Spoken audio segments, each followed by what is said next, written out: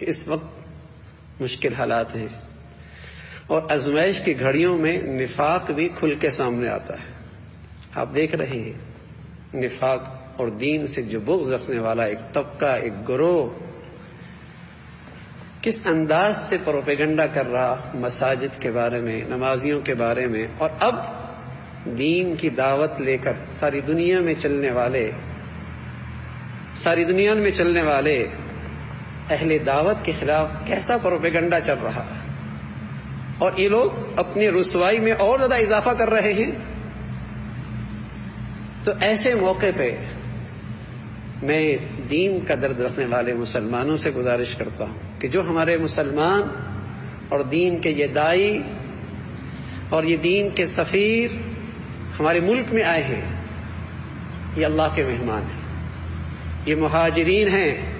اللہ نے ہمیں انصار بننے کا موقع دیا ہے، ہمیں اللہ نے انصار بننے کا موقع دیا ہے. جہاں موقع ملے اپنے گھروں کے اندر گنجائش نکالے.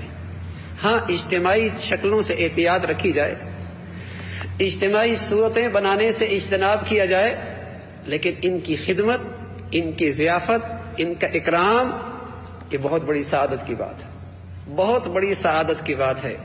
تو اس یہ مجمع جہاں ملے انفرادی شکلوں کے ساتھ اجتماعی شکلوں سے احتیاط کرتے ہوئے ان کا اکرام کیا جائے، ان کا اکرام کیا جائے، انہیں عزت دی جائے، ان کی خدمت کی جائے.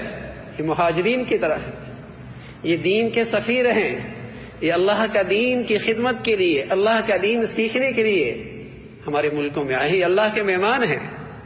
یہ ہماری نصیب کی بات ہے کہ اللہ ہمیں انصار بننے کی اور ان کی خدمت کی اللہ یہ سعادت نصیب فرما دے. تو جس علاقوں میں جن جگہوں پر اس قسم کے ہمارے یہ ساتھی کہیں ملے تو ان کی خوب دل کھول کر ان کی اکرام کیا جائے، ان کی خدمت کی جائے، اور جو ہو سکے ان کو جسے کہیں کہ آرام پہنچایا جائے. باقی یہ باطل اور دین سے بیزار طبقہ، اس کی قسمت میں تو ہمیشہ رسوائی رہتی ہے. ہم ان کے لیے ہدایت کی دعا کرتے ہیں، لیکن اگر ان کی قسمت میں ہدایت نہیں تو اپنے مولا سے دعا کرتے ہیں اللہ جیسے ہمیں اس وبائی وائرس سے نجات نصیب فرما، ایسے دین دشمنوں سے بھی امت مسلمہ کو اور وطن عزیز کو اور اہل اسلام کو ان دین دشمنوں سے بھی نجات نصیب فرما دے. اللہ رب العزت مجھے بھی آپ کو بھی جو کچھ کہا سنا عمل کی توفیق نصیب فرما دے. وآخر دعوانا ان الحمد للہ رب العالمین.